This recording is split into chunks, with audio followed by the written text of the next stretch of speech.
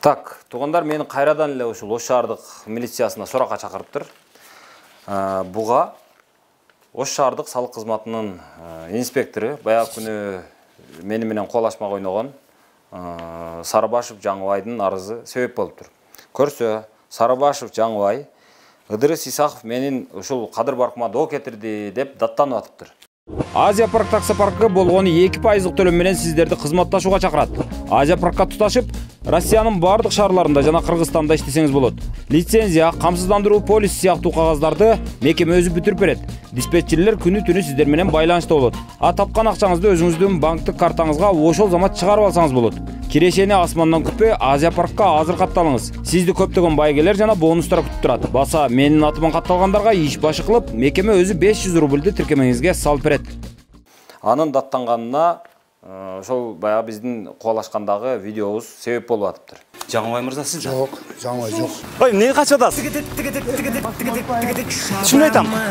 Бар кетип калчы. Урматтуу боордоштор, Орусияда Айдент аттуу клиника бар. Ал клиникада накта өзүбүздүн дарыгер жигит кыздар эмгектенишет. Ошондуктан Айдент клиникасына эч кооптонбой кайрыла берсеңиздер болот. Бардык 12 мүчөңүздүн саламаттыгын камсыздоо үчүн бул клиника жалаң жаңы жабдууларды жана адистердин эң мыктыларын топтогон. Клиника апта бою таңкы 9-дан кечки 9-га чейин эс албай иштейт. Дареги Москва шаары, Текстильщик метросу, Люблинская көчөсү 17, 3 корпус. Баса, менин атыман барган бейтаптарга 20% арзандатуусу да бар. Айдент сиздин саламаттыгыңыздын сакчысы. Мен өзү Сарыбашевка ойноп барган эмесмин да. Сарыбашевка жөн эле баягы зериги отуруп, ушул кишиге бир барып коеюнчу деп барган эмесмин. Мага кадимкидей эле Ош шаарынын Ош облусунун Кара Суу районуна караштуу Фуркат айылынын тургуну Ахматова Айкөкүл аттуу жаран кайрылган. Ал кайрылып, менин жерим ушул баш ачылбай атат. Дээрлик 10 жылдан ашты. 10 жылдан бери өзүмө чыккан токтомдун негизиндеги жерди ала албай отурамын. Бул кандай ушундай болот? Ошол эле ортодо башка бирөөгө жасалма документ менен мынтип жер берилип кетиптир деп кайрылган. Анан мен өзү жер талаштардын бардыгынан эле бара бербейм.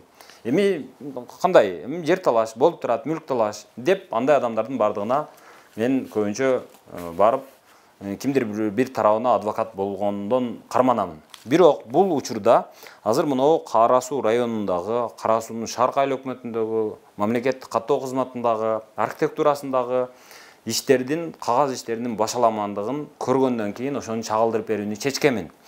Буга эмне себеп болду? Ошол Ахматова алып келген документте мына токтомду көрсөтүп атат. Ал токтомдо мынтип жазылып турат. Сарыбашев Жаңыбайга дейт Шарк айыл өкмөтүнөн ушул жер берүү тууралуу мынтип токтом чыккан.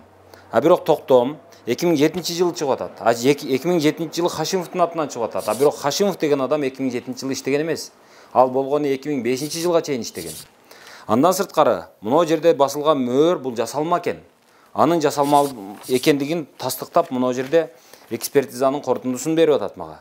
Бул экспертизанын корутундусунда ошол мына мөөр жасалма деп турат. Мөөр Шарк айыл өкмөтүнүкү эмес деп жазылып турат. Андан сырткары бул мөөрдү печат менен эмес, болгону түстүү принтер менен чыгарган деп турат. Анан ошентип тургандан кийин бул иште чындап эле шектүү нерселер абдан көп экендигине ынангандан кийин анан ушул иликтөөгө киришкенмин. Эми муну көрдүңүздөр. Болгондо дагы бир нерсени айта кетейин. Бул жерде мурда салынган үйдү мыйзамдаштыруу жөнүндө токтом чыгып атат. Бирок ал жер таптаза, али күнгө чейин үй салына элек. Бул экинчи жагдай. Андан сырткары Сарыбашевдин атында 1999-жылы Жаңарак айыл өкмөтүнөн Сарыбашев жер алган экен. Алгандыгы жөнүндө да документ келип чыкты. Мундо жазылып турат. 1999-жылы дейт. 1-мартта дейт. Сарыбашев Жаңыбай дейт. Жаңарак айыл өкмөтүнөн дейт. Өзүнө бир жолу берилүүчү жер участкасын алган деп турат. Алгандыгы жөнүндө мунундо Кара Суу райондук архитектурасынан кагаздарын таптык. Ал турат мунундо. Муну мындай коебуз. Бирок ошол эле 2099-жылы жер алып атат, 2002-жылы ал Ошко каттоого туруп атат. Мамлекеттик жанагы эмесинен МУРО деп коет, ушул мекемеден паспортный стол деп коет. Паспортный стол айтып атат. Сарыбашев 2002-жылдан бери Ош шаарынын каттоосунан чыккан эмес деп атат. ошол Ош шаарына каттоого келип турган, ошодон бери каттоодон чыккан эмес деп берип атат. Демек, ал 2002 жылдан бери Ош шаарынын каттоосунан чыкпаса, башка жерге катталбаса, өзү мурда жер алган болсо, анда буга кантип мамлекет 2 жолу жер берет, биринчиден. Бул 2002 жылдан бери Ош шаарында жашап аткан болсо, кантип Кара Суудан 2007 жылы жер алып калат? Мына ошол маселе. Мында коюп турабыз. Андан сырткары эми мынау архитектуранын документтерин кое туралы. Эми мынау эме көтөлү. Шарк айыл өкмөтүнүн азыркы мурунку айыл өкмөттөрүнө. Мурунку айыл өкмөт Тезекбаев жазып атат. Сиздер тарабынан суралып жаткан 2007 жылдын 2 апрелинде Жаңыбай Сарыбашевдин атына турак жай куруу үчүн 289 сандуу токтому чыккандыгы боюнча Шарк айыл өкмөтүндө бүгүнкү күндө маалымат жок. Ошол облустук архивине өткөрүлүп берилгендигин билдиребиз деп атат. Туура. Айыл өкмөттө маалымат жок болуп калышы мүмкүн. Бирок ал архивге өтүп калган болушу мүмкүн. Анан экинчи документ келип атат бизге. Мына Кара Суу районунун Шарк айыл өкмөтүнүн архивдик документтеринен 2007 жылдагы 289 сандуу токтомунун буйругунан дейт, Сарыбашев Жаңыбай жөнүндө маалымат чыккан жок деп Ош облустук архиви маалымат берип атат. Демек, ал жердин түпкү документи жок. Андан сырткары ушул эле Шарк айыл өкмөтүнүн азыркы айыл өкмөт башчысы айтып атат. 1968 жылдын 1 январында туулган Сарыбашев Жаңыбай Болтоковичке Шарк айыл өкмөтүнүн аймагында жашабагандыгын маалымдайбыз дейт. То есть ал бизде жашабайт деп атат. Андан сырткары ошол эле Батыров жазып атат. Сарыбашев Жаңыбай Болтоковичке дейт, Шарк айыл өкмөтү тарабынан жер кодексинин 32 беренесинин негизинде акысыз бир жолу үй куруу үчүн жер участок бөлүнүп берилбегендигин жана тийиштүү актылар кабыл алынбагандыгын маалымдайбыз деп атат. То есть биз буга жер берген эмеспиз деп атат. Кыскасын айтканда ушундай. Андан сырткары мунунда архитектуранын дагы документи келип атат. Архитектура айтып атат, Кара Суу районундук архитектурасы. Биз жерине барып тактоо учурунда дейт, сиз көрсөткөн дейт, бул Ахматованын катына жооп берип атат. Сиз көрсөткөн жер тилкесине Жаңыбай аттуу жаран Сасыкбаева датканын атына жазылган архитектуралык документтерди көрсөткөндүгүнө байланыштуу арызыңызды кароодон баш тартабыз деп атат. Эми Сарыбашев Жаңыбайдын өзүнөн кийин сураганыбызда айтып атат. Биз Сасыкбаева датканы мен тааныбаймын деп атат. Бирок булар ушинтип кат берип атат. Анда ушундай туура эмес кат берген, анда Анарбаевди сотко берсин. Сарыбашев эгерде өзүнүн чын экенине ынанса. Бул Сасыкбаеванын документин ким көрсөткөн, ошодон сураш керек. Мен көрсөткөн эмесмин. Ошол эле Анарбаев дагы жазып атат. Кара Суу районунун шаар куруу жана архитектура боюнча башкармалыгынын архивинде дейт, жогорудагы жарандын, то есть Сарыбашевдин, мына башында Сарыбашев деп турат. Сарыбашевдин Шарк айыл өкмөтү боюнча эч кандай архитектуралык иш кагаздары катталган эместигин билдиребиз деп атат. Ушуга окшогон бир нече документтер Сарыбашевга ал жер берилбегендигин, берилсе дагы анын түпкү документи ошол токтому мыйзамсыз экенин, качанкы өлүп кеткен адамдын атынан документ жасалгандыгын ырастап атат. Ал ырасталып атат мына кагаздардын бардыгында. Бирок азыр Сарыбашев жок, ушу мени уят кылып койдуңар деп атат. Ошол эми, ушул боюнча азыр мен суракка барамын, ушул Ош шаардык милициясына сурак берип келемин. Эми бул жерде ушул сот адилеттиги, көзөмөл, андан сырткары жанагы Кара Суу райондук ушул жер боюнча мекемелер, ошол эле архитектура, ошол эле айыл өкмөт, ошол эле мамлекеттик каттоо кызматы, булар талаптагыдай иштесе, бир документ менен бекемдеп, бир документке байлап отурганда мындай болмок эмес. Эки адам биринчиден жер талашмак эмес, Сарыбашевга жөндөн жөн эле жер экинчи жолу кайрадан берилип калмак эмес. Мен аны барып кубаламак эмесмин. Ага эч кандай маселе менен мен кайрылмак эмесмин да. Ошол азыр эми Ош шаардык милициясына баралы, барып ушул Сарыбашевдин арызы боюнча эми эмне кылабыз эми? Турмуш жооп берип келебиз. Кеттик.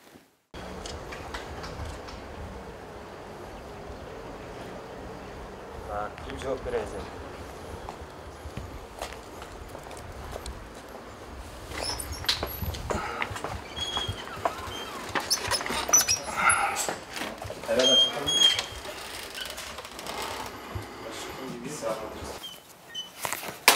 Так, азыр биз Ош шаардык милициясына бардык. Суракты бердик. күбө катары мен чакыртылган экенмин, күбө катары суроолоруна жооп бердим. Анан эми сиздерге дагы бир кошумчалап айтып коеюн. Ошол Жаңыбай Сарыбашев деген бул ошол Ош шаардык салык кызматынын кызматкери. Анан ал ушул Ыдырыс Исаков менин кадыр баркыма, арнамасыма доо кетирди деп арыз жазыптыр. Бирок эми өзүңүздөр карап көрүңүздөр, мен канчалык ага доо кетирдим. Эми барып атам, саламатсызбы деп атам. Бул Сарыбашев деген мырза сиз бекенсиз деп атам. Аны мен мырза деп кайрылып атам ал кишиге. Десем, уун чыкпай туруп, жок мен эмес деп, анан кийин түрткүлөп анан качып кетип атса, анан мен не дешим керек эми? Туура баягы сиз эмне үчүн аны машинасына кууп бардыңыз, машина чайын дейт. Эми мен мына суроолорду ушунча суроо турсам, мына ушунча барак суроо. Анан кантип бербей коем аны. Анан экинчи күнү ал өзү кайра келди. Мен сенин суроолоруңа жооп берип коеюн деп. Дедиле, макул дедим. Каалашынча сүйлөдү. Мына жерде отуруп каалашынча сүйлөдү. Ошол суроолордун, жооптордун бардыгын мен чыгардым. Өзүм каалаган суроолорду бердим. Болду, менин ушу давлением көтөрүлүп кетип атат. Мен дагы өзүм начар сезе баштадым. Мен кетейин дегенге чейин отурду. Макул деп анан кетирдим. Эми мен бир нерсени айтып коеюн эми ушул жерден. Эми Кыргызстанда баары сот адилеттиги эми бар деп үмүт кылайлы. Анан мен дагы бир жолу айтып коеюн, мына постановление дейт. 2007 жылкы постановлениени 2005 жылы иштеген адамдын атынан чыгып атат. Ошол кантип туура болсун, бул биринчиден. Мына жерде чыгып атат. Бул мурда курулган үйдү мыйзамдаштыруу жөнүндө деген токтомго таптакыр жапжаңа жер берилип атат. Бул кантип мыйзамдуу болсун? Бул 2002 жылдан бери Ош шаарынын каттоосунан чыкпай отурган болсо, анан 2007 жылы барып Шаркы айыл өкмөтүнөн кантип жер алат? Ал кантип мыйзамдуу болсун? Бул киши өзү 99 жылы өзүнүн мурда туулган айылынан мурда жер алган экен. Алган болсо Шаркы айыл өкмөтү ага дагы кайрадан дагы эмне үчүн дагы жер берет? Ал кантип мыйзамдуу болуп калат? Кыскасы ушундай суроолор бар. Анан мындагы баягы мынау мөөрдө азыр бардык экспертиза жасалма деп чыгарып атат. Өзүңөр көрдүңөр жанагы айыл өкмөттүн катчысыны. Мен бул нерсени карабай кол коюп берген экенмин деп атат. Мен бирок ошо 2007 жылы Хашимов иштегенби, Жабдыкаримов иштегенби мен буну бир дагы эске албапмын. Мына мөөрдү жанагы жасалма деп чыгып атат. Бул кишиге жер берилгендиги тууралуу айыл өкмөттө бир дагы кагаз жок болуп атат. Архивде да жок болуп атат. Архитектурада дагы жок. Анан бирок ушуга карабай ошол киши Сарыбашев ошол жерлери алган жери мыйзамдуу, госактысы күчүндө. Анан мына кагаздардын бардыгы эч нерсеге жарабайт. Булардын бардыгы бул кандай десем, булардын бардыгы мыйзамдуу деп ошол мыйзамдаштырып ала алган болсо, анда мен барып ошол мыйзамдаштырган күнү барып Сарыбашевден кечирим сураганга даярмын.